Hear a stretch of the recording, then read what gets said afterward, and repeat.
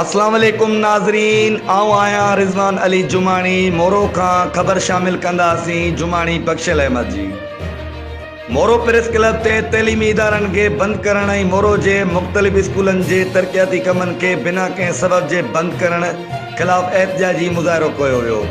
जंहिं में मोरो शहर जे अमन कमेटी जे अॻवाननि असलम अमीन आरई, बदर मेमन, अमीर बख्श सुरियो, बरकत अली चना, खादिम खोसो, नज़ीर सोलंकी, हाजी शमन सुरियो, सदाम खोसो ऐं क़ौमी अवामी तहरीक अॻवान रिज़वान जुमानी, अनवर सोलंकी ऐं ॿिया करे रहिया हुआ, जॾहिं त GSN तहरीक जे अॻवान इब्रार मेमन मोराई ऐं ॿियनि धुरियुनि यकजहती तौरु एहतजाजी मुज़ाहिरे में शिरकत कई। उन मौक़े ते मथे अॻवाननि चयो त सिंध हुकूमत पारां तैलीमी इदारनि खे बंदि करे ऐं मोरो शहर जे केतिरनि ई स्कूलनि में हलंदड़ तरक़ियाती कम ओचितो बंदि कराए तैलीम दुश्मनी जो चिटो सबूत ॾिनो वियो आहे। तंहिं करे उन ज़्यादतीअ जे जेतिरी बि मज़म्मत कजे त ओतिरी थोरी आहे।